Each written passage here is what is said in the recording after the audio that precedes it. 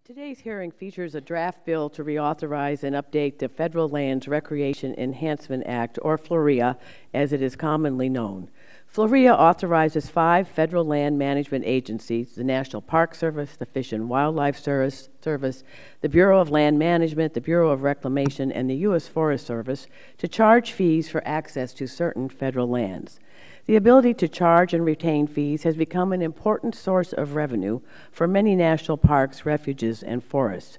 Most fees collected at these sites get reinvested right back where they are collected, increasing recreational opportunities and enhancing visitor experiences all over the country, from the Grand Canyon to Parker River National Wildlife Refuge in my home state of Massachusetts. Over the past several years, Congress has consistently failed to appropriate sufficient funds to manage and maintain our public lands. While fees are not a replacement or substitute for adequate appropriations, fee retention has become an increasingly critical source of revenue. Between 2005 and 2011, FLREA funded 8,575 projects, ranging from restoration of historic properties, updating boat launch facilities, improving trail access, and investing in propane-powered shuttle buses that not only reduce traffic and allow visitors to leave their personal vehicles in the parking lot, but help reduce greenhouse gas emissions within the park. There have been some challenges in the implementation of fee authority. Last Congress, this subcommittee received feedback on the implementation of FLREA from a range of stakeholders. Outfitters and guides expressed concerns about inconsistent permit fees across the different agencies that manage our federal lands and lack of information about the availability of permits. Following recommendations received by the committee, the discussion draft requires the Secretary to publish guidelines on how permit fees are established and post clear notice of all available permits. Changing fees to access areas without amenities, such as a visitor center, flush toilets, parking lots, or paved roads, is another major concern addressed by this bill. Whether intentional or not, there have been examples of inappropriate fees charged for access to remote backcountry or other sites where there is not a significant federal investment. I know this was a major issue at the Coronado National Forest in Ranking Member Grijalva's district. The Forest Service was charging for parking on the side of the road in an area without any aforementioned amenities. A group of citizens sued, and a judge determined that the Forest Service had violated the spirit of the law. Lawsuits and disagreements are outcomes we want to avoid, and by setting clear and consistent parameters for when and where fees are authorized, especially at Forest Service managed sites, the draft bill provides some much-needed clarity. However, it also includes several provisions that require further conversation. Reauthorizing and updating this important program should be a bipartisan priority, and I would hate to see it get twisted up in partisan politics. For example, the discussion draft requires Congress to approve all new and changed fees. I recognize that Congress has a role to play overseeing recreation fees charged on our nation's public lands, but requiring an act of Congress before fees can be changed seems unnecessarily complicated, especially given the current congressional climate. I hope this is something we can address before the bill gets introduced. We have a great panel today. I look forward to hearing from the witnesses, discussing the draft legislation, and working with my colleagues toward an end result that's supported by both sides of the aisle. We are all eager to ensure the reauthorization of the FLREA Act strengthens cooperation between our federal land management agencies and their private sector partners, so that we can continue working together to make sure visitors to our public lands come away with unforgettable experiences that keep our shared national history alive. With that, Mr. Chairman, I yield back. Thank you. The chair is now pleased. Thank you, Mr. Chairman. There's been a suggestion here that visitation to parks is decreasing on a per capita basis. And while it may be true that visitation numbers are not keeping up with population growth, I think it's better to look at overall visitation. In 2014, national parks received 292 million recreation visits, a 7% increase from the previous year. And visitors to parks spent $15.7 billion in gateway communities and supported nearly $30 billion in economic output. And this chart draws attention to that. You can see the steadily upward hard line. That one dip is when we had a government shutdown and our parks were not able to accept visitors. But in general, you see a very steady, if not dramatic, increase in park visitation. And I think our Mr. Chairman's recent comments about the long lines at Yosemite sort of reinforce the notion that there is robust visitation if you look at total numbers visited. But it is true that they're not keeping up with the population growth in general, and I think today's legislation is an effort to address some of those challenges. But to get back to the economic contribution to the national economy, there's also been a significant dip in funding for the National Park Service and other land management agencies. So, Ms. Ferriter, I'd like to ask you, how are these funding cuts impacting recreation services, and have you become more or less dependent on FLREA revenue as a result of those cuts?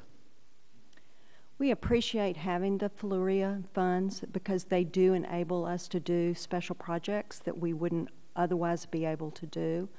When we do have cuts and sequester those kinds of impacts, it does make us tighten our belt more, where we have to look at the very basic services that we must provide, and a lot of times the extras, the ranger talks, the interpretive pieces, the special events for school children, the fishing and hunting activities that we have on our refuges, a lot of that falls by the wayside without the FLREA funds. So that is why we are very, very interested in the reauthorization for this important legislation. We think it has worked very successfully. We do plan to release very soon a new report to you all that just is chock full of just great projects across the country that have been supported by these funds. And then let me get to another issue. The proposed legislation does alter the formula of fee collecting parks and other federal funds from 80% to 90% that must be retained in the collecting park. And we've heard our chairman talk about that today.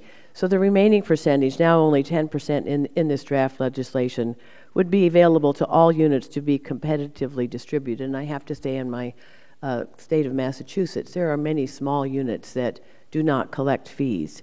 Can you talk a little bit about what impact this change could have on parks and other federal land units that don't collect entrance or recreation fees?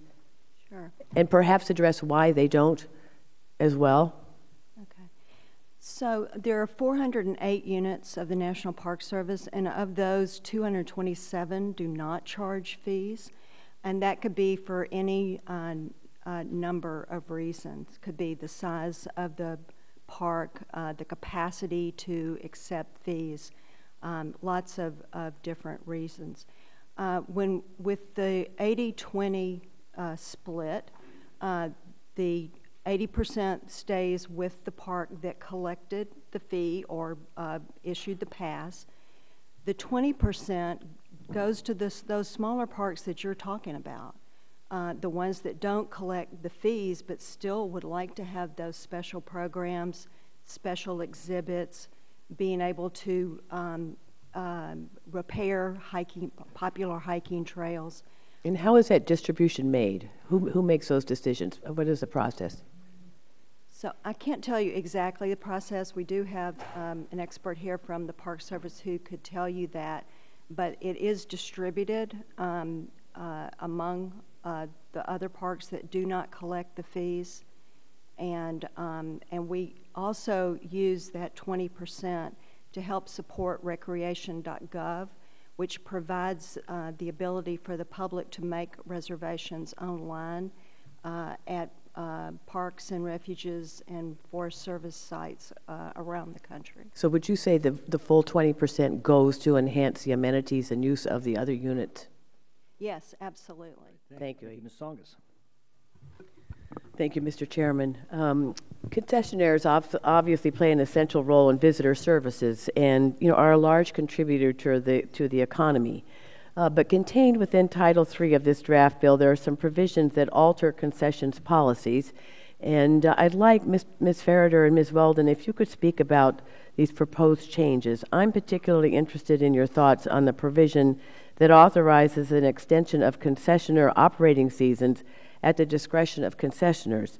Mr. Davison, I think you talked about, no, not, it was Mr. Meyer who talked about the flexibility you sometimes find in working with a particular park unit or particular sort of service entity in which you can kind of adapt to the moment. But I think what's being proposed envisions something a little different, and I'd like Ms. Farrader and Ms. Weldon to comment on that. Yes, thank you for that question. We have a number of factors that do go into how we set the operating seasons, and we do work ahead of time with our concessionaires. So to have a provision where they would unilaterally make that decision, not in consultation with our agencies, is what we would find problematic. And what would those problems be?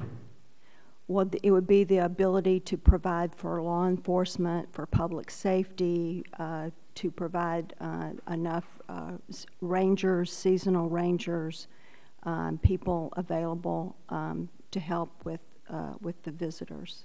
And you'd feel obligated to do that? It would be problematic to do that when there are other considerations for how long the unit should be open. Ms. Weldon. What I would add to that is, the idea of having flexibility, I think, is one that we would like to have some more conversations in the draft bill, as far as those instances that Warren brought up, that say it works for everyone to have that occur. Same concerns as what Olivia expressed as far as needing to make sure that the federal side can fulfill its full role if the concessionaire side needs to operate longer. So we want to make sure that the relationship between the concessionaire and the federal government as a service provider is one that we purposely manage, rather than having that be something that gets separated from our basic premise of how we work on a permit basis. So you'd see more of a partnership approach to handling those instances. And that's worked out well in the past. We just want to make sure we don't get to a point where we're not fully manifesting our responsibilities for all the aspects that Ms. Farrader described. Thank you. I have another question. We've been talking about fees, and as we know, these fees are subject to everyone, anybody who seeks to participate in our federal lands where these fees are applicable, and they're applicable to everyone regardless of race, color, ethnicity, gender. But we know fees will disproportionately negatively affect people with lower incomes. So my question to both of you again is, how has the agency taken this into account when setting fees in areas with a high percentage of lower income individuals? Is this something that you are mindful of, or is not something you can take into account?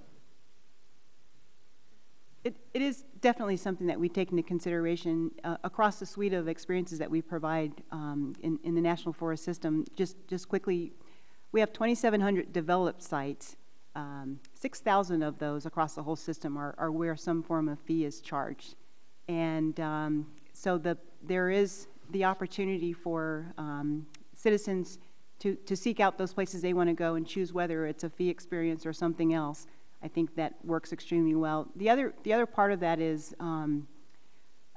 when we set fees themselves, we really take into consideration what the local market can bear as sort of a evening out factor compared with what we could potentially charge, to maximize income and revenue, which would definitely exclude others. So I would just say we have that as a very strong consideration in the context of what our developed sites with fees provide by way of experiences compared to the whole suite of other places and access to the National Forest that no fees are involved at all, which is the predominant experience. And would the proposed legislation still allow for that? It would, yes. Ms. Farrader? Yes, I'd like to echo what Ms. Weldon said, and we are very mindful of access issues for people in low-income areas. It's something that we've been trying to focus on. We don't feel that fees necessarily are the barriers. There are others. And it's, again, part of the reason why we initiated the Every Kid in the Park initiative, getting fourth graders and their families attracted to our natural and cultural places. Oh, I have to say I was privy to the Secretary of the Interior, Sally Jewell, giving out those passes to young children from a city that is predominantly Hispanic, and how thrilled they were to receive them. So that is a good idea. Thank you. I Thank yield you. back. Thank you. Well, big.